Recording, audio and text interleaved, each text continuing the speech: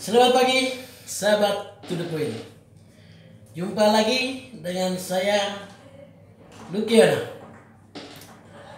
Tapi kita kali ini adalah ketenangan. Ketenangan adalah pekerjaan rumah yang sangat sulit selama hidup kita. Bicara masalah ketenangan, saya teringat kisah tentang sebuah arloji. Arloji itu apa ya? Jam tangan. Suatu saat seorang tukang kayu, tentunya yang kerjanya membuat kusen, ya, menyurut-nyurut kayu, kehilangan jam tangannya, ya, arlojinya hilang. Di antara tumpukan surutan kayu. Dia sangat kehilangan sekali karena menurutnya arloji itu atau jam tangan itu peninggalan dari bapaknya, dari kakeknya, dari buyutnya. Semua orang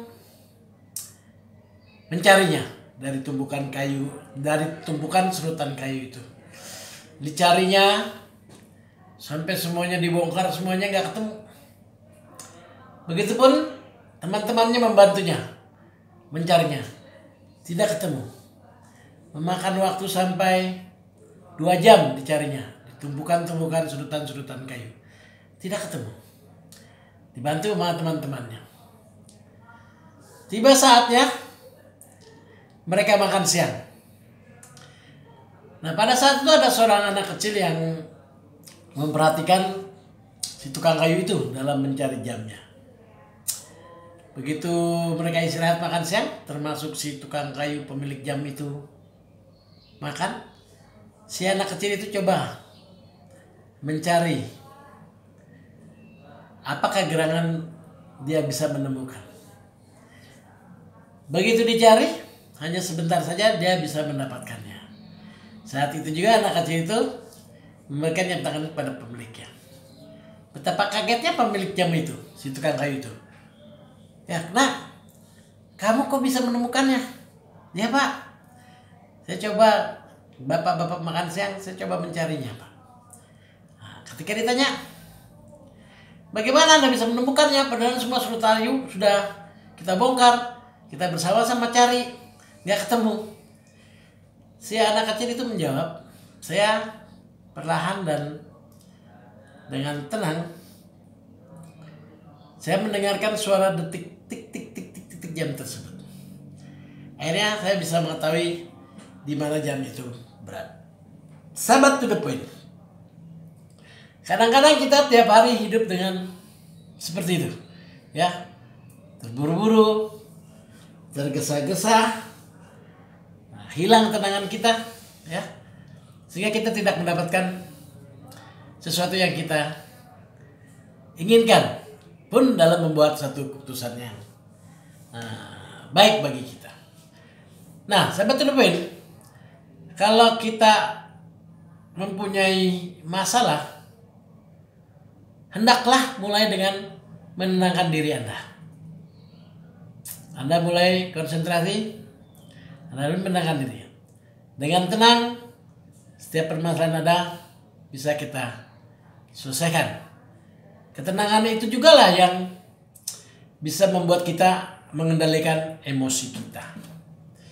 Terkadang kita kalau dapat kritikan atau dapat tekanan selalu emosi. Pada saat kita emosi, ya kita menggunakan otak emosi kita gitu. Tapi dengan diam sejenak, dengan tenang, Anda bisa mengatasi semua permasalahan.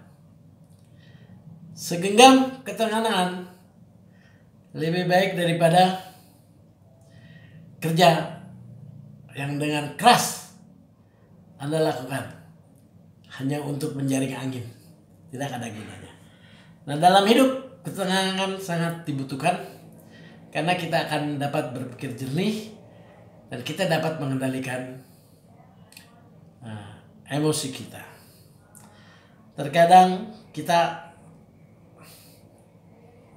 kalah dengan hingar-bingarnya kehidupan, ya, keganduhan yang ada setiap hari, sehingga kita tidak bisa berpikir dengan jernih karena nggak diawali dengan ketenangan jiwa. Lalu bagaimana? Kita bisa belajar, ya.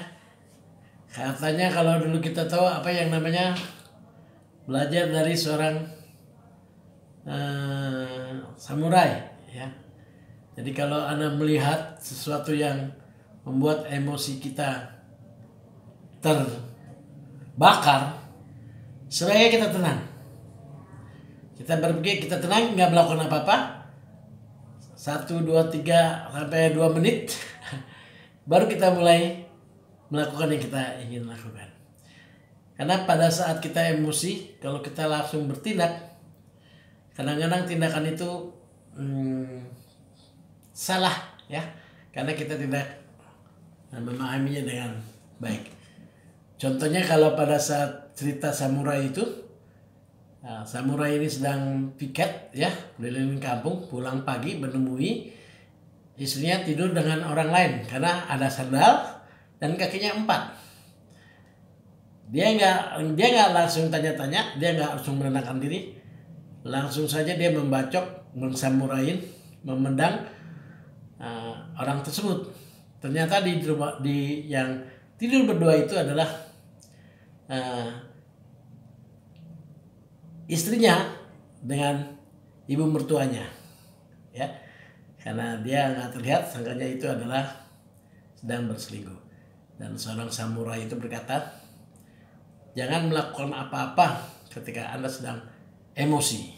Jadi lebih baik berhenti sejenak, menenangkan diri sehingga hilang emosi tersebut dan Anda bisa berpikir baik. Kalau saja waktu itu si samurai itu nggak terbakar emosi dan nggak melakukan tindakan atau dia berhenti sejenak, ya, menenangkan diri 1 menit atau 2 menit, pasti nggak akan terjadi. Nah, sahabat Tudupin, intinya adalah kita harus bisa mengendalikan emosi kita, ya. Control your emotion. Karena kalau tidak terlambat, dan akhirnya si samurai itu menyesal karena dia tidak punya. Dia berkata kalau kita sedang emosinya menaik, sehingga kita menenangkan diri, ya, dalam hitungan 1 menit, 2 menit, hingga kita kembali lagi bisa berpikir dengan baik. Lebih dan kurangnya saya mohon maaf. Sampai ketemu di lain kesempatan. Salam bahagia selalu. Action with big passion.